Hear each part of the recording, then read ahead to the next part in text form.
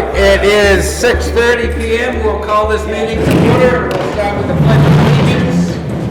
And, Rob, you want to lead us in pledge? I pledge allegiance to the flag of the United States of America and to the republic for which it stands, one nation, under God, indivisible, with liberty and justice for all.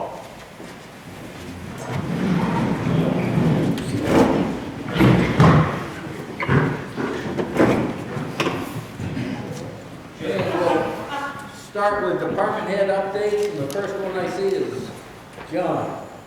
That's me. Yeah. All right.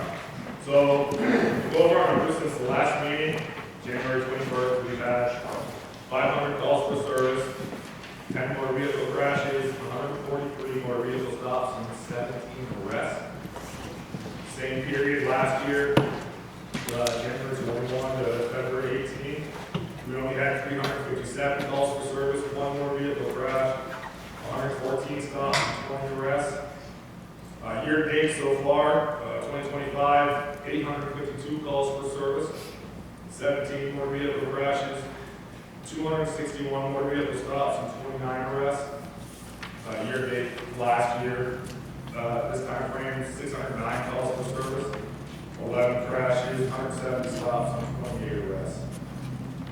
I did meet with the Catholic school in Trevita, did a walkthrough with them as they requested for active shooter stuff, and talk about that.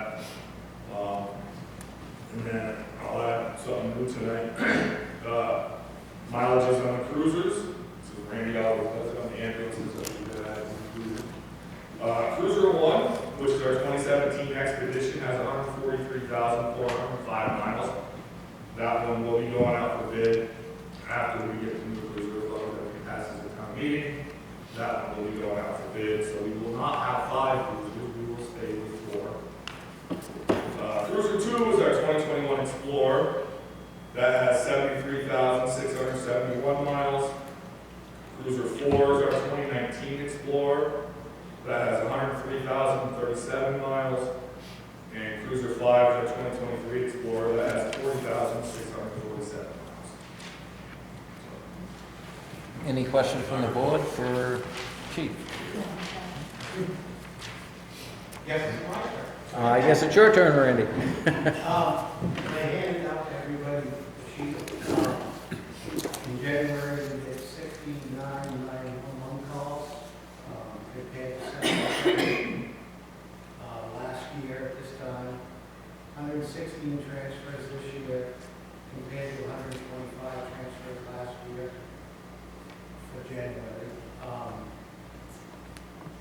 And I contribute the reduction is mostly in that nursing home trips that we, other people have taken those. All the trucks are in working order, 4 fire trucks and ambulances.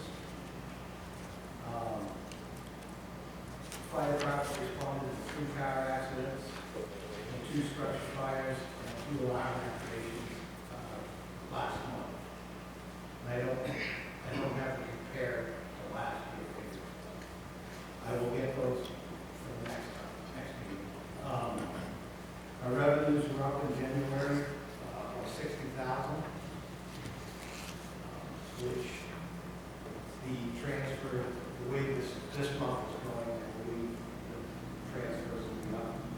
Well, we did 7 yesterday alone, and that was Portsmouth, Dartmouth, Concord, CMC, and I think we're on a 4th trip today as well. Same places. End of report. Any questions from the board for Randy? Thanks, Randy. Thank you. Randy's done? Rob? Okay. Okay. Our dear Granite has gone through the governor's signature for so that's complete and finished. We executed purchase sales agreement that's done. Loader should be here this week, probably tomorrow. We'll be trucking, and then we'll proceed with that whole transaction.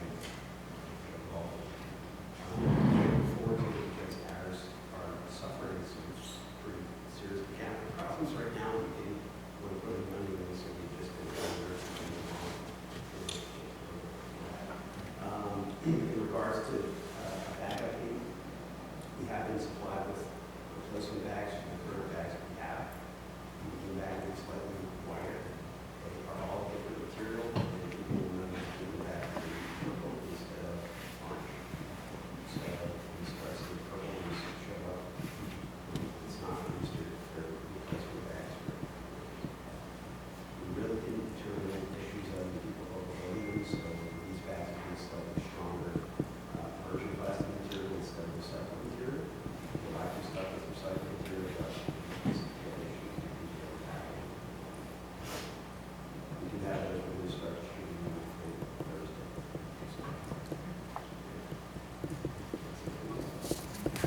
Any questions? Thank you. Library? Well, everything is all going well. We do have an issue I need to speak to you about. We have been advised, since we have been having issues with our furnace, that before the next heating season, we should replace it.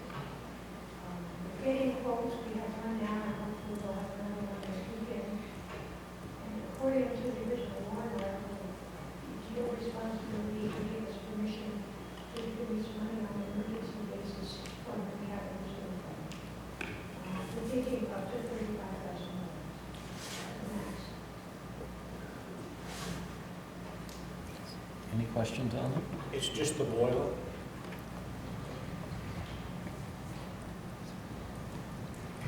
You wanted to know if it was just the boiler that needed to be replaced, or just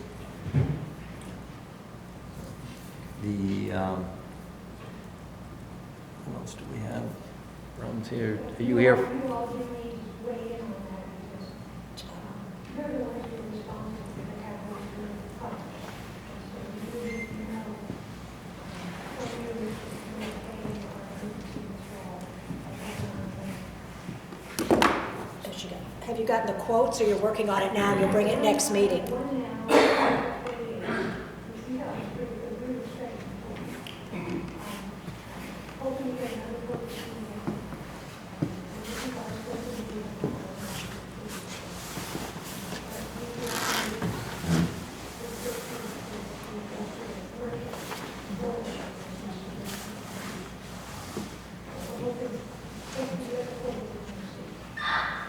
It's, 35 because intact. Obviously, we take more than we need. so if you have that for the next meeting, I think we'll address the issue then. It's kind of hard to address it with just one quote. The problem is that the first quote has 15 days, actually 15, I pushed in the 30. So, Can, we have to know in another couple of weeks. for- Can you- and I don't want to push back, but everyone that deals with municipalities kind of know that things move slow. So I would ask you to call them up and say, hey, you know, this is a town function, and we have to have competitive bids before we can do that. So can you extend that out to 60 or 90 days? I would really ask you to do that, because I don't want us to approve 35 and then it is 40, or approve 35 and we only need the 28. Well, as I said 35 because contingencies happen. The first quote we have, the one that I think is probably all we're going to get is 28. Almost 28. Just, if you could, you know, and I think most businesses understand that it's a municipality and things move a little slower than, so it's hard to accept a 30-day bid when you've got to move through a process that's transparent. Rob, do you have anything, or is this your week, or? Nothing new. Nothing new. And Mike, are you here as cemetery trustee, or just, you're all set? What's that? He's usually with us at At the the- table. right. So I just want to make sure there was nothing. I believe that's all for department heads.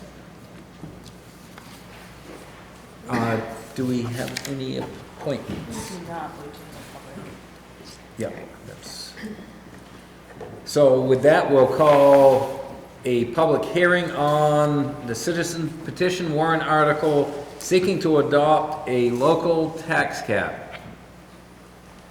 And the petition article reads, shall we adopt provisions of RSA 32:5-B and implement a tax cap whereby the governing body or budget committee shall not submit a recommended budget that is higher than the prior fiscal year's actual amount of local taxes raised, last year's base, that is higher than the prior fiscal year's actual amount of local taxes raised, adjusted for inflation.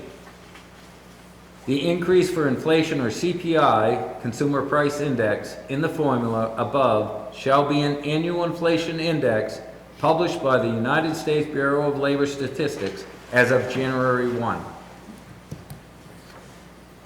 So we'll start this, and each speaker for or against the matter before the select board for public hearing shall identify themselves by name and address. Each speaker shall be limited to 3 minutes and required to speak about the matter under consideration. The presiding officer has the right to forbid repetition among speakers. When everyone wanting to speak has had one opportunity to speak, the presiding officer shall call for anyone wanting to speak for a second time. Second time speakers shall be limited to the time allowed by the presiding officer or as established by a majority of the vote of the select board. Once all town residents wanting to speak for a second time have spoken, the presiding officer shall call for any non-residents wanting to speak. These speakers shall be limited to 3 minutes and required to speak about the matter under consideration. During the hearing, any board member shall be permitted to ask the speaker questions, provided all questions are relevant to the matter before the select board for public hearing. The presiding officer shall retain the right to determine the relevancy of any question. And we will now consider public comment on that matter.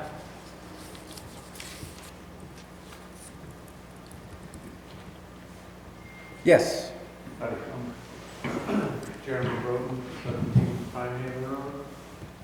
I'm not necessarily speaking for or against. I really have questions about this. I don't fully understand the proposal as far as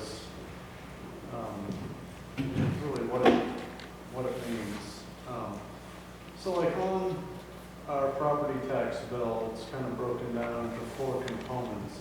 Is this article suggesting that only the local tax component would be fixed based on the prior year's tax base, and the other 3 would be whatever they are? That's correct. The only thing that we can control is what the local is. So the state education portion of it would have no limits, the county would have no limits, and the school district would have no limits. I see. Okay, thank you. Welcome. Rob? Rob Christie, number 155 Mount Prospect Road. It had something to do with the petition. And the idea is that when you have a budget, you have expenses that you're trying to meet, but you also have a ceiling of some kind of how much money you can spend, you feel that you can afford to spend. And the idea behind this petition is to put a ceiling number out there. It's a starting place. It's not handcuffs.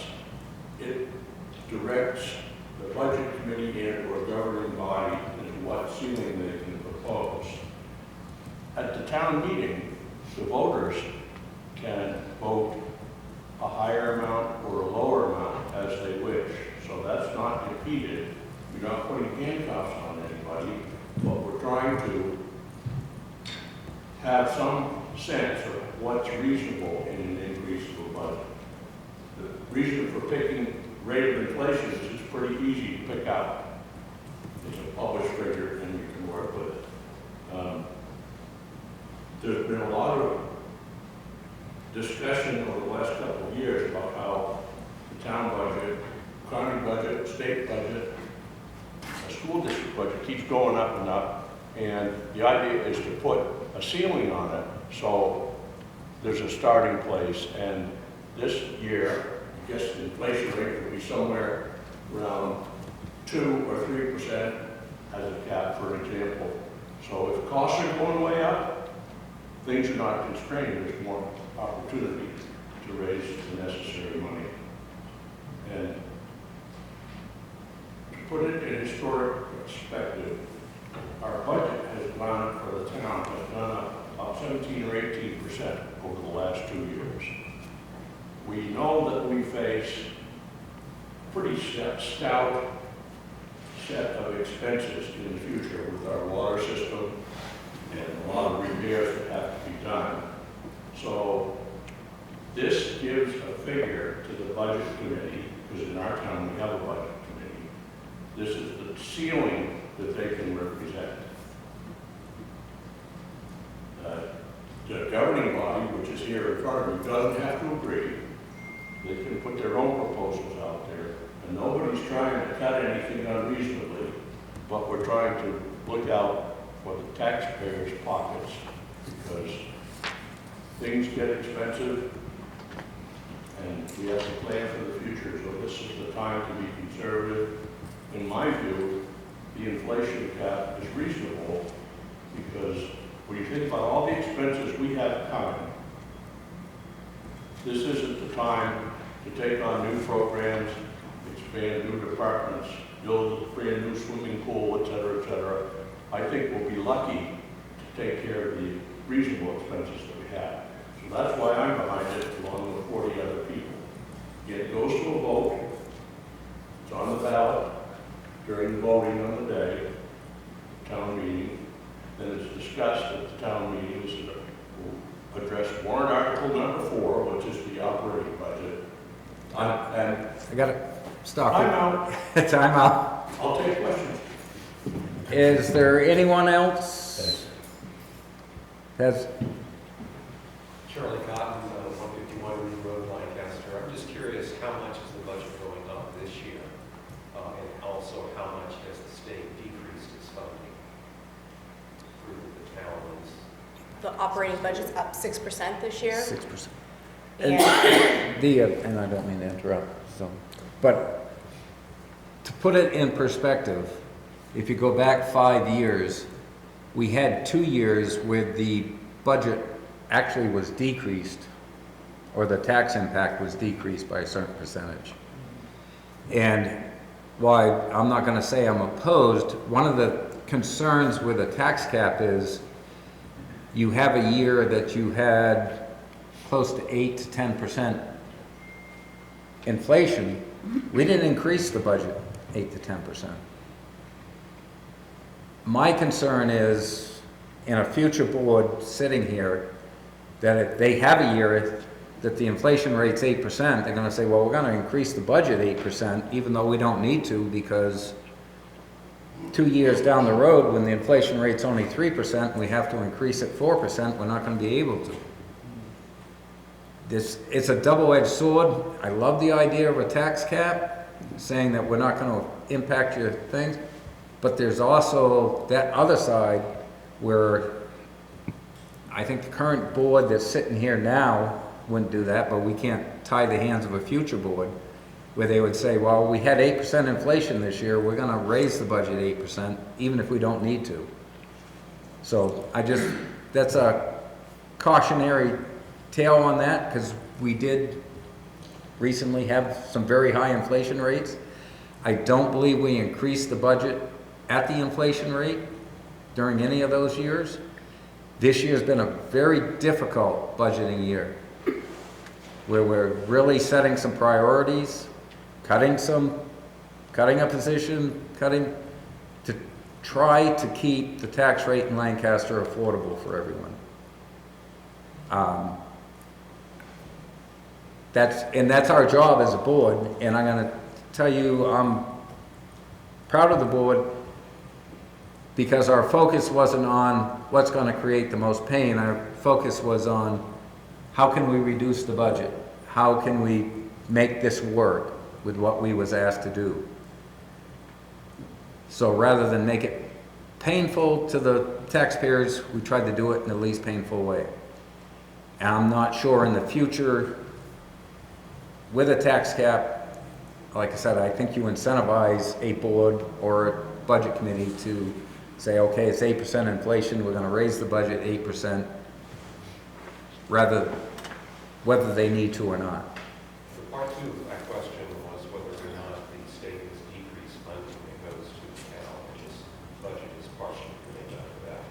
I know with the school budget, that's the case. I don't know about the town budget. Could you repeat his question? He asked about the state reducing funding to the town.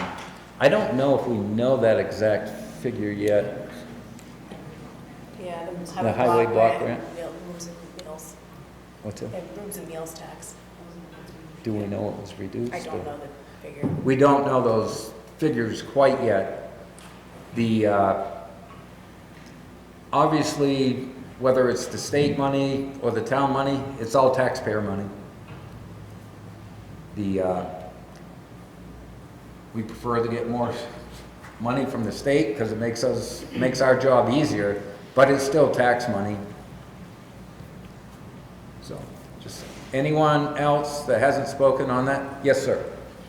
Brad Griffel, 101 Mountain Prospect Road. It's not so much I'm not taking a position because I'm here, as the gentleman said, kind of just learn what the proposal is and how it works. But I'm listening, and my first assumption, which I'm not sure is correct, is that the budget committee is formed by people who are making the best attempt to allocate resources to the needs of the town. And doing every best effort, or hopefully taking a reasoned approach to not only identify the needs, but to determine what capital is available. So, though I understand the intention behind the cap, it's kind of the old adage, the road to hell is paved with good intentions, and we don't know what the unintended consequences are in putting in an artificial cap, which may or may not make sense. So I think Rob makes a good point saying, well, you can still vote on this,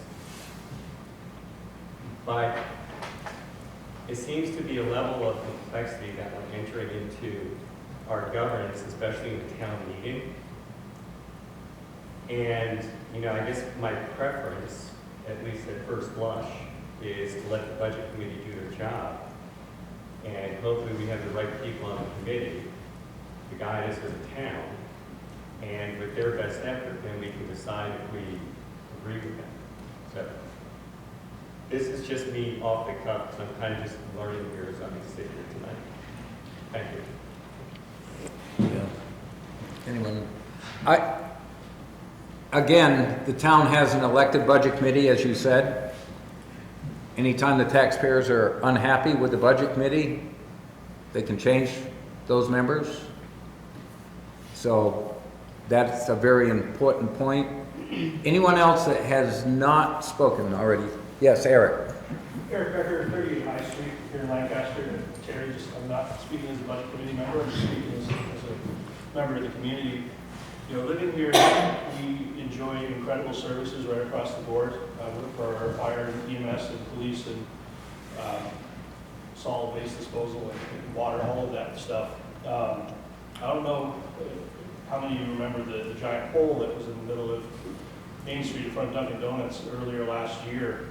But I mean, it was really neat to be there and kind of see all the different departments of the town working together and all the unexpected cost that was being unearthed there, and then to find out at a later meeting that the water department didn't even have the necessary safety equipment that they needed to be down there doing that, but they still did it.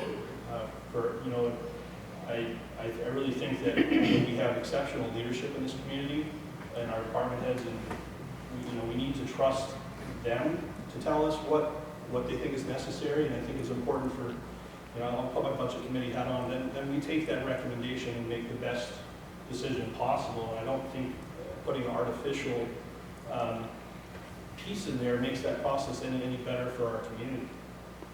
So I'm not for it. Any questions for her? Understood. Anyone else that has not spoken? Yes. Maud Edking, 158 Apple Street. Speaking as a citizen, I happen to be on the budget committee, not elected, but appointed to fill in someone else's term. I am not for the cap.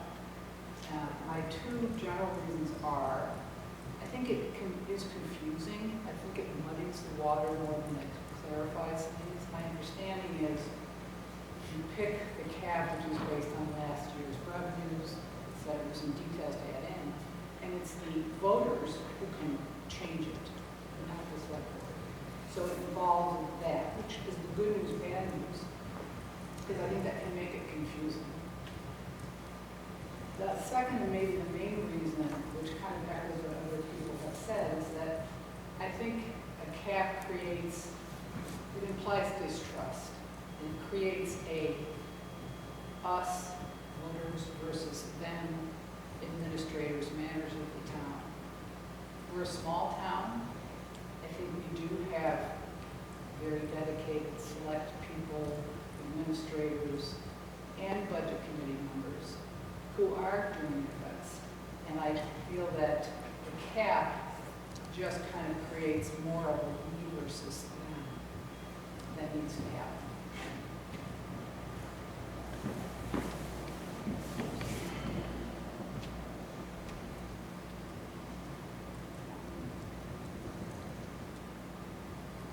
Anyone else that has not spoken? Yes. Rachel Stewart, 14 Governor's Terrace. Speaking as a resident as well, also on the Budget Committee, I want to build on Mr. Griswold and Maud and Eric and you, Leon. I think there are, so I'm not in favor of this warrant article. We have, I think, a pretty robust dialogue at the Budget Committee meetings. We have great informed input from the staff. The issues that we have to weigh when deciding on a tax rate and a budget are complicated and require those trade-offs that I think a tax cap does not assess and is quite arbitrary. And I love Eric's example of what happened down on Main Street this year. I think when putting a tax cap on a town budget and forcing, I think it tends to force that short-term thinking. It may seem like we're saving money, but in the long run, we're going to pay a lot more, and people are going to lose services. So it's not always cost-effective to cut those costs in the short term when we end up paying more or people end up experiencing fewer services. So I will say one more thing. I think this year, more than others that I've experienced, the Budget Committee has really been open to public input, taking public comments during our regular meetings. We had a lot of people, more than this, I think, show up to the public hearing on the budget. And that is an opportunity for all of us to kind of wrestle with things together. I think we did change recommendations based on public input. And I think that process works. Any questions? I'd like to speak as a resident. Do you want me to go out there? No, Okay. no, you're fine here. I spoke, so I'm not going to Okay. stop you from speaking. Kathy Jean Lavoie, 16 Prospect Street. I've prepared notes. You guys know I write things down, but you know, property taxes have long been a major pillar of local government financing in our country, and Of all of the major taxes, they create the most visceral response. Their grievances are often legitimate, but a proposed local tax cap is considerably worse. First up, a tax cap cannot and will not slow the increases of the rising costs that a town has to bear. For example, we had a $100,000 increase this year in employee health insurance. That was after we doubled their deductible to $2,000, after we increased how much they were paying in their premiums. $100,000 increase. Had nothing to do with budget committee, had nothing to do with the select board. We can't control that. Local tax cap will tie our hands to those type of expenses. A second increase we can't control was the hauling of our MSW and our C&D, which was a $42,000 increase this year. Again, that'd be $142,000 right off the bat. And those are just two things that I'm thinking of. Tying it to a consumer price index is the wrong index. The things that a municipality pays for is heating, is buying gas for police and fire vehicles. It's the cost of sand and gravel and salt. Those are not tied to the consumer price index. We all know how expensive eggs are, right? We all know how expensive milk is, but that's not the kind of expenses that a town has. Second, and I don't know who brought it up, Charlie, or it might have been Brad, New Hampshire doesn't impose a sales tax. It doesn't impose an income tax. It just did away with its interest and dividends in 2025.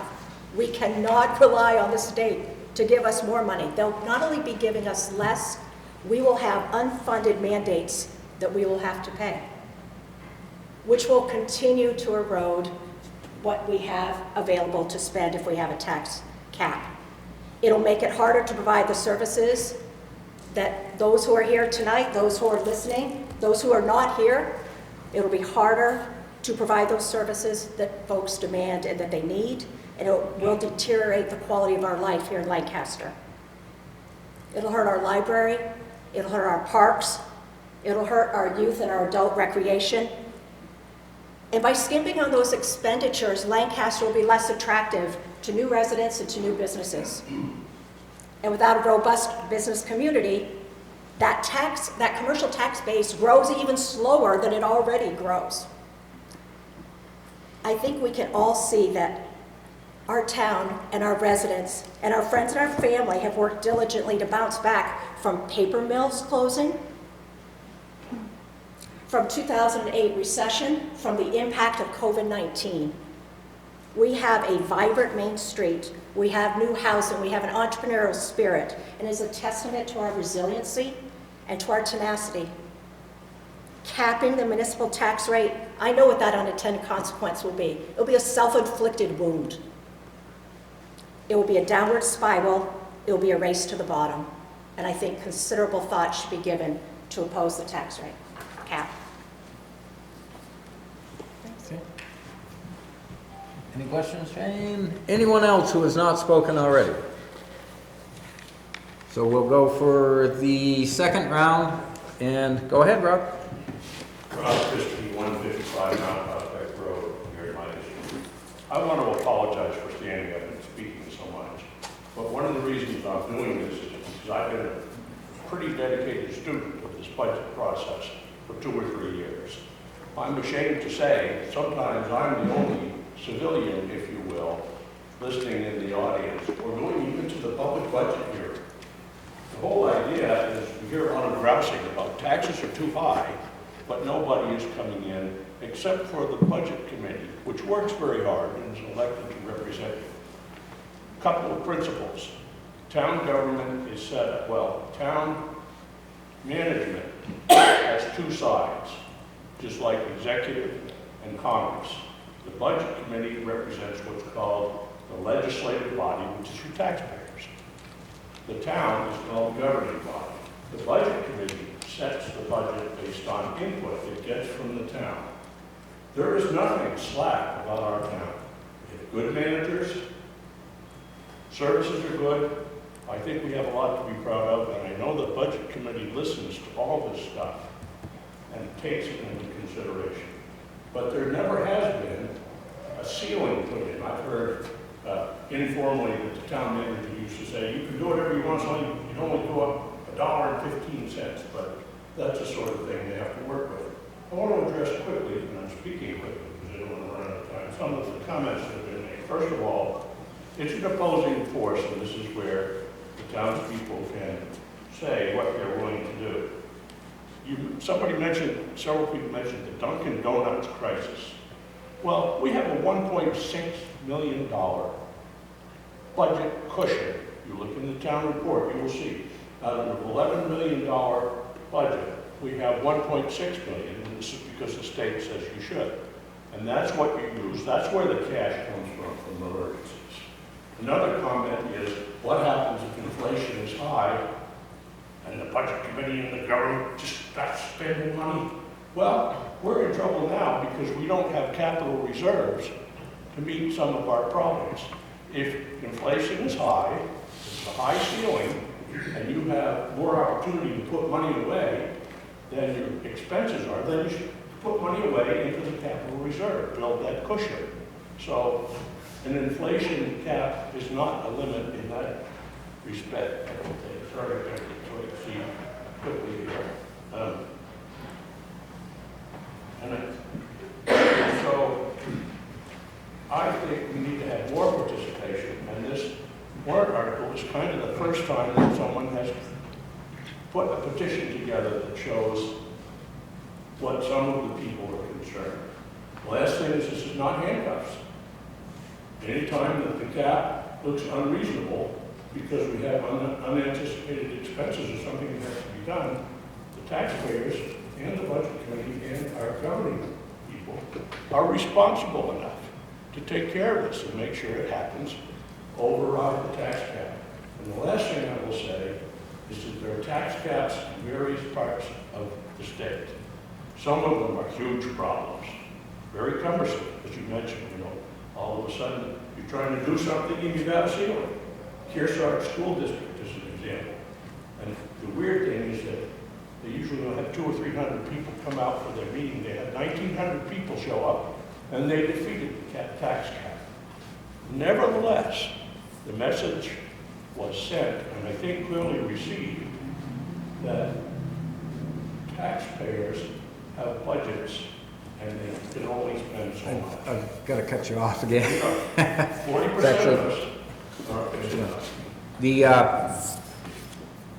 Just want to respond a little bit. One of the reasons why we have a robust surplus fund balance is because we have department heads that are, lack of better words, kind of like myself, that are cheap. They do not spend money unless they have to. They budget for what they expect to happen during the year, and when they get into June or July and then looking at it and saying, you know what, I can put that expense off for another year, they do it. Again, I don't want to get back into a cycle, which this town was maybe 20 years ago, where each department head was incentivized to spend every cent of their budget during that year. Use it or lose it. So I don't want to see us get back into that. We have very responsible department heads. Our budget committee works hard. They have listened to the public. That's why they came back to us and asked us to reduce the budget further this year, which we sat down and we did. And I believe in a very responsible way that we reduced that budget in a way that the taxpayers didn't feel the pain of that budget reduction. There were some choices that had to be made. They were hard choices, but we made them in a way that you as taxpayers probably felt them the least. And there was some thought that that wasn't the best way, but to me, that's what we're supposed to be doing. As a select board, we protect the taxpayers from impacts of what's going on.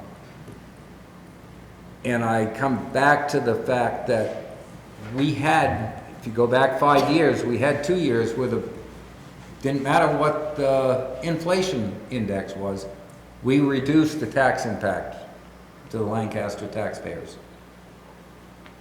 Then we had a year that you had close to an 8% or a 9% inflation rate, and we did not increase the budget by 8 or 9%.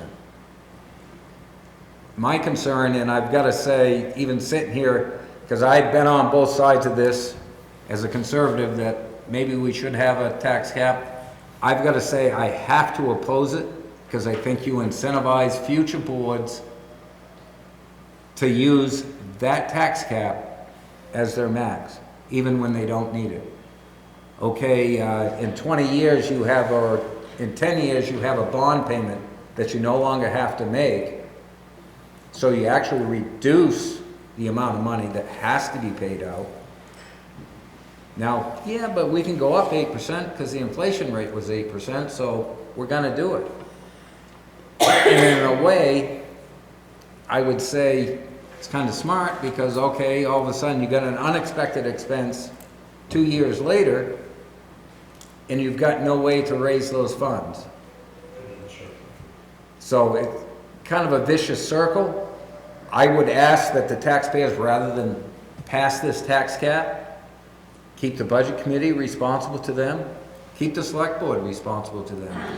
No matter who's sitting here, no matter who's on that budget committee, the taxpayers have a say each year on certain members that are going to be sitting on that board. And I ask that the taxpayers, rather than enforce a cap that's really non-flexible, because it isn't flexible, watch who you're putting on these boards. And I think that's the best way to control the budget. And I'll get off my soapbox now.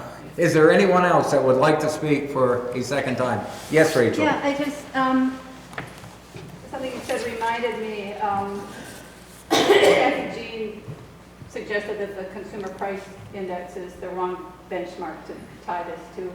And I was thinking when I read the warrant article that tying it to the actual expenses in the previous years is also, I think, ill-advised. Because I'm pretty sure this year, for example, well, so 2024, we had a real crunch at the end of the year, and department heads put off important expenditures so that that could happen in the next fiscal year. And so I think our actuals look artificially low. I mean, maybe not artificially low. I'm looking at Jessica. I don't know the right way to say it, but it goes along with department heads being cheap and doing the best they can to keep those expenses low. Sometimes it's not year by year. Sometimes the following year you have increased expenses. So just carry off on that. We all know we had the severe storm in the springtime. We spent hundreds of thousands of dollars repairing roads. And I won't even say repairing, making those roads passable. Later in the year, we actually put a spending freeze for our department heads. So they couldn't buy anything unless they went through a strict process. Is this absolutely necessary? At the end of this budget year, because of being cheap, plain and simple, we had $17,100 left of what we had budgeted. Had we not put that spending freeze in, we would have consumed almost all of our surplus fund balance. Again, this is, ask everyone to stay engaged, but trusting your department heads in that we're putting the right people in charge of these departments. Because they all, they knew what the town was facing. They knew we was gonna be in a budget crunch. And this year's budget, some of the pain in this year's budget has been absorbed by not spending that surplus fund balance. And I know it's been talked about that we have capital reserve funds that aren't properly funded. 100% correct. but you can put it in surplus, capital reserve funds, or you can keep it in your surplus fund balance. I think one of the thoughts in keeping it in the surplus fund balance, there's a little more flexibility. So if you have that bad storm, you can go fix roads. Or if you have, 5 or 6 years ago, we had a truck that was plowing a town road that ended up with a ridge in it, and it totaled the truck. So we had to purchase a brand new dump truck, like in February, which as a selectman you hate to do because you don't want to expend money, but then again, you can't let the town roads not be plowed. So again, leaving it in the surplus fund balance does have some flexibility where if it goes into a capital reserve, you don't have. Right now, this town has good department heads. I think we've got a great budget committee. I think we have a good select board, and I think we have a good manager. If the taxpayers have their input, they have it. And please, by all means, let us know. Come out and vote at town meeting. Come to the budget committee meetings, because they do listen. They listened this year, and we listened, and we made the requested cuts. I really don't believe the tax cap is the way to go. Anyone for a third round? Real quick, Rob. Yeah. It's easy to characterize this as criticizing town spending or town management. That's not what this is about. This is about strictly what the taxpayers feel they can reasonably afford or are willing to spend. It's not a criticism of our excellent management or excellent board. If you look around the town, we're in pretty good shape, and it's because of them. And so I hate to get up and talk about this because it seems like that, but it's not. And Rachel, you had mentioned how awkward tying it to an index is. Unfortunately, the state has legislated the 3 different things that you can put in a tax cap legislation. One of them is tie it to the rate of inflation. One is to put a fixed dollar on it, and I forget the third one is, but this is best because it keeps up with the times. Just wanted to mention that too.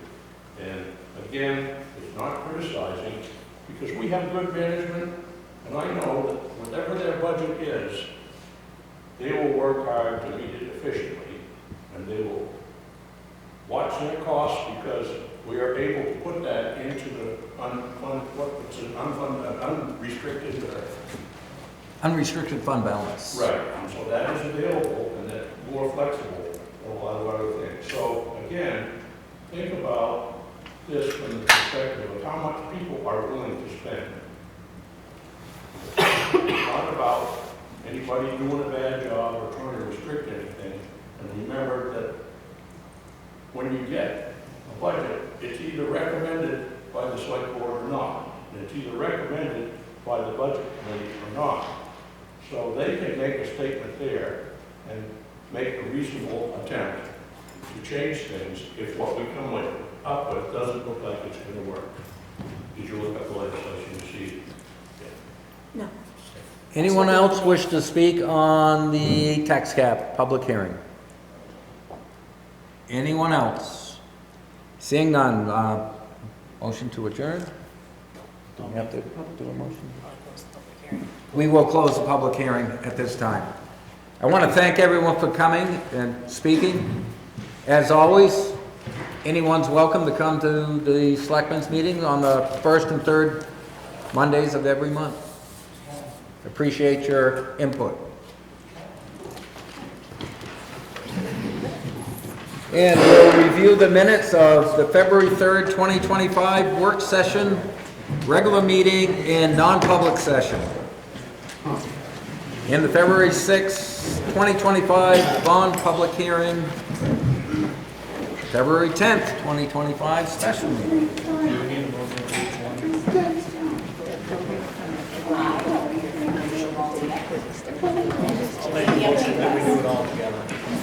All right, so you want to approve all the minutes together? sorry. I've got a motion and a second to approve all the minutes that have just been specified. Is there any further discussion? Seeing none, all those in favor signify by saying aye. Aye.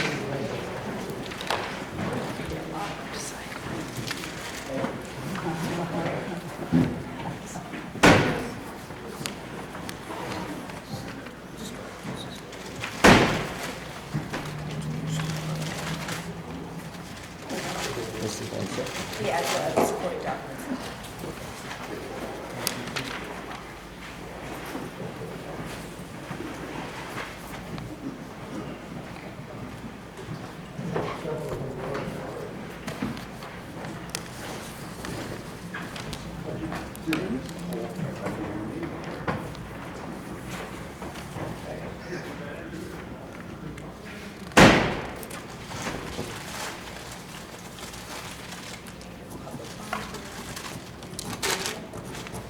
Rachel, were you planning on staying? Okay. As I say, I have this, you can sign it if you want. Okay.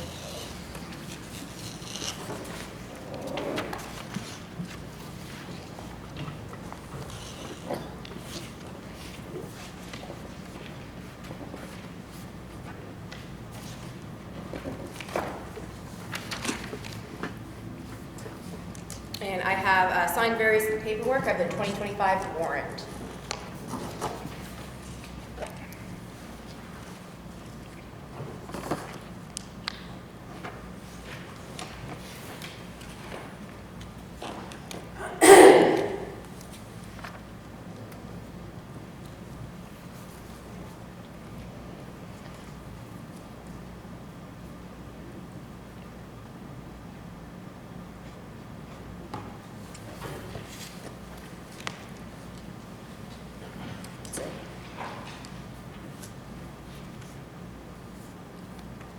I took your spot.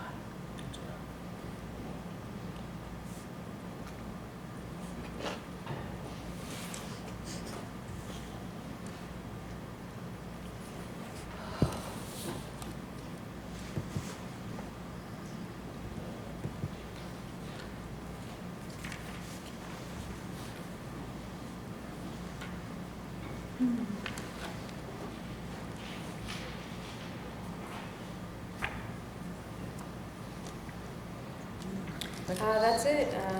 No new business. No new business? Any old business or storm update? Just to update about the storm. So we were talking about mitigation during our last standing meeting and talking specifically about public facilities. I was probing them to see if we were eligible for any mitigation through the library because it experienced water intrusion. But unfortunately, because the threshold was low on that building, we're ineligible for mitigation specifically. We will continue to talk about the roads and put together a plan for mitigation to put before FEMA to get approval for that after town meeting. And anything else as the town manager report? I can do the town manager report. Yep. 3 applications for welfare assistance. All were awarded for a total of $1,511. Received a phone call today from Evelyn Merrick, who expressed her thanks for a fabulous job to the town's highway department. She saw a gentleman in a motorized scooter navigate the sidewalks with ease and complimented the highway department on the condition of the sidewalk despite all of the blowing snow. So they were out and about all weekend, and we very much appreciate their efforts. New Hampshire DES reached out to us to see if we were interested in a fully funded opportunity to look at water and wastewater vulnerability to natural hazards. We're going to move forward with the assessment as it takes 2 site visits with staff and 1 to 2 short workshop meetings. The goal will be to have the project completed by December 31st. We were one of, I think, 5 communities to have this offered at the first round. I'm working on a volunteer appointment and service statement and agreement procedure for newly appointed volunteers after town meeting. So I'll be speaking about this with the department heads tomorrow. And for your next work session on March 4th, I'll have a public facilities agreement and a draft public camping ordinance for you. And that's it. Also on our packets, we have a liquor commission notice to municipalities for the Spoon Asian Cuisine, which is down on Bridge Street. Land use permits for 69 Rowell Road and 306 Main Street. Also, I would entertain a motion to go into non-public session, RSA 91A, semicolon 3, And anyone need 2, and L. L. A lot of different things on that. The public comments before that, if you go to private session and we don't know how you'll be gone, then some people may have something to say. I mean, I can go out to the lobby for half an hour if I have to, but.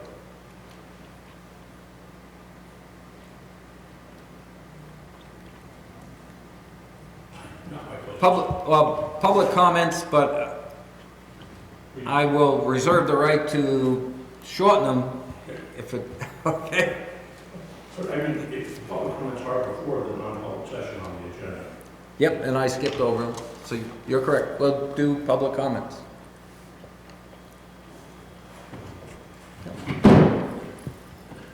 Rob Christie, 155 Mount Prospect Road. Has with respect to the 2023 audit, has that been accepted by the board? The law says that's what you do, is you vote to accept it, and then it's sent down to the state, and then if it has been accepted, what did you complain on it? No, we didn't take a look at that. We have not taken a formal vote. And I believe the auditor is going to be at the next meeting. Give a presentation. Yep. Yeah.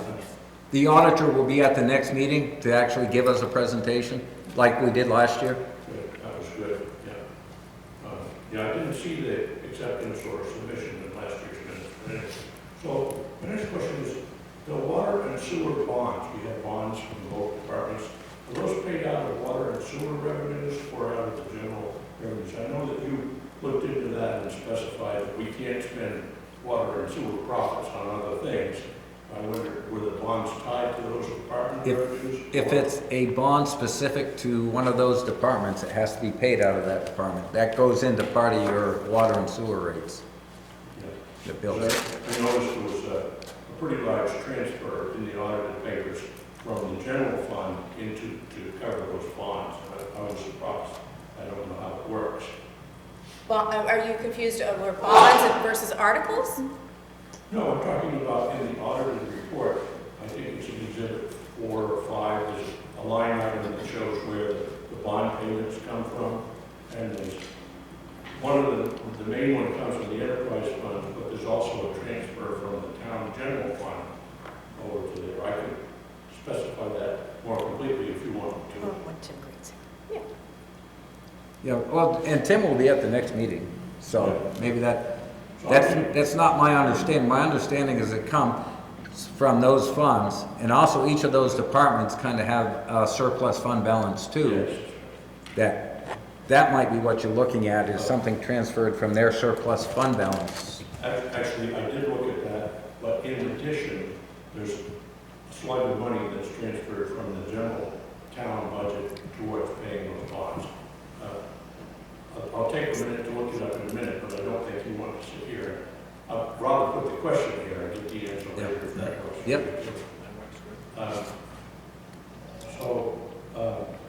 Another thing that's on my mind is there's legislation at the state level to allow towns to tax standing timber. This is in regards to, putting it in sequestration.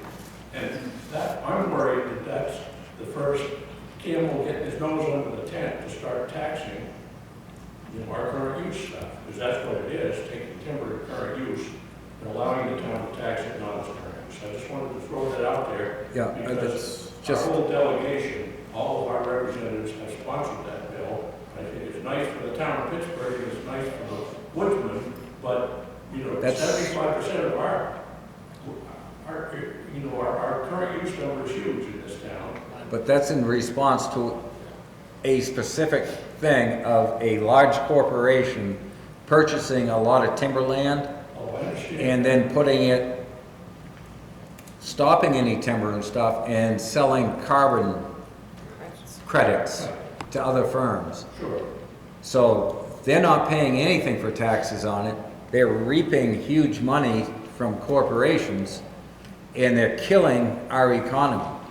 I understand the whole thing about the specific issues for that.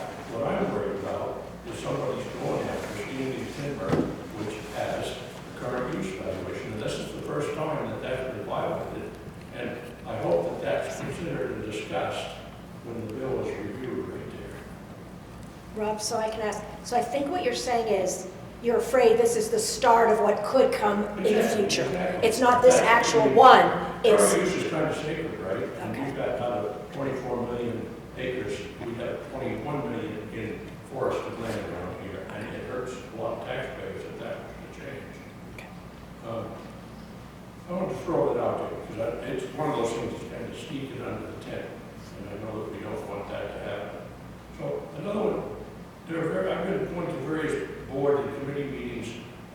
Are the minutes for all of those things submitted to you so somebody can get them? I'm thinking like, I went to the investment committee meeting the other day, and I wondered if the minutes from that are somehow turned into you. They manage their own minutes. And they keep them wherever they want.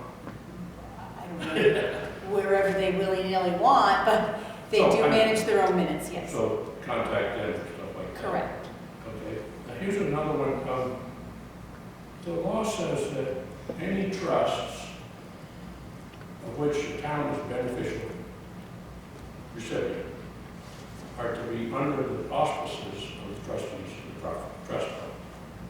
The biggest trust in our town, Carroll Town Spending, Carroll Francis L. Town Trust, is not.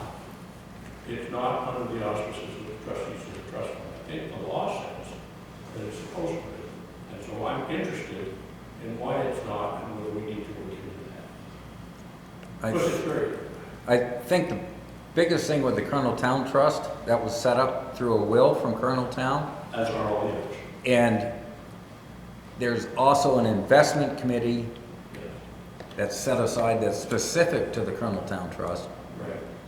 And then you have the spending committee, and then that's the only difference that I know. It's probably the only trust that we have that has a specific investment committee.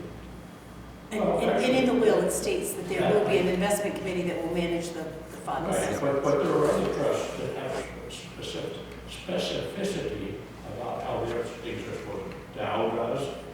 And does it say that it'll be managed by the trustees of the trust, or the trust funds? No, the trustees of the trust fund don't manage. Or is it gonna be the They trust just funds? They're the fiduciaries, if you will. They hold title to it. If you look at the bank account, that's what it has to say. It's probably something that's just been overlooked over the years.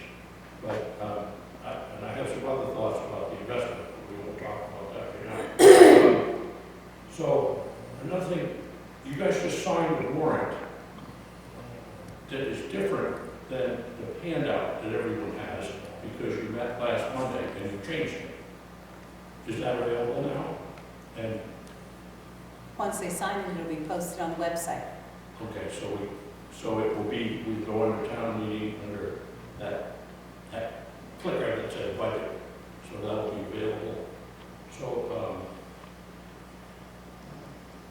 the last thing I want to do. Just give me a day to put it on there, okay? Hmm? Just give me a day to put it on there. Oh, sure. Don't send me an email in the morning saying I didn't see it last night.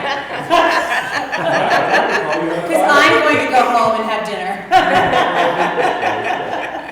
The last thing I'm kind of curious about, and you probably can't address it right now, I was looking at, the assessments of various properties. You're the assessment board, so I'm talking to the assessment board. Looking at the PJ noise board, that assessment has gone up, it has gone down, it has gone sideways. It now, and I'm not talking about the fact that it's deferred by the 79 meetings, I'm talking about it's all over the place. And when you compare it to the progress of the assessment of the Fellows Hall, You gotta finish up. Chelsea block. I think you gotta finish up. 7 minutes, Rob. Okay, Yep. so the point is, I would like you to address how all that assessment changes. This is a building with $3.7 million invested according to public records. And it's now still being carried at a very low rate. And not only that, it didn't change in the revaluation, whereas autofills is just locked in. I'm interested in how it works, probably perfectly legitimate, but And in a place where we're scrambling for tax revenues, I like to see loopholes. Any other public comments? Any other public comments? Seeing none, we will now go into non-public session under the 91-8, that's 3, Section 2L. And now I'm just has to state first. That's a legal matter.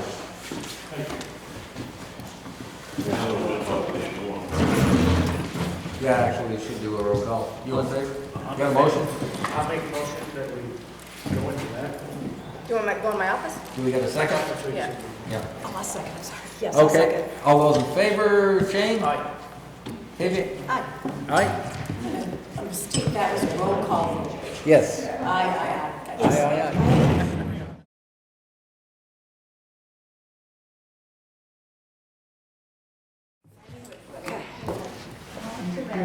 All right, we'll come back into public session and entertain a motion.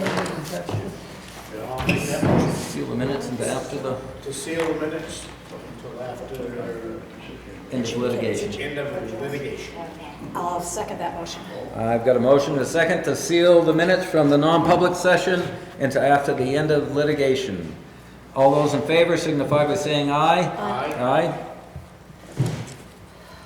That is done, and do we have anything else? Entertain motion to adjourn? I'll make that motion. I've got a motion. And I've got a second to adjourn. All those in favor signify by saying aye. Aye. Aye. Still lose. You want to stay long? Well, we can't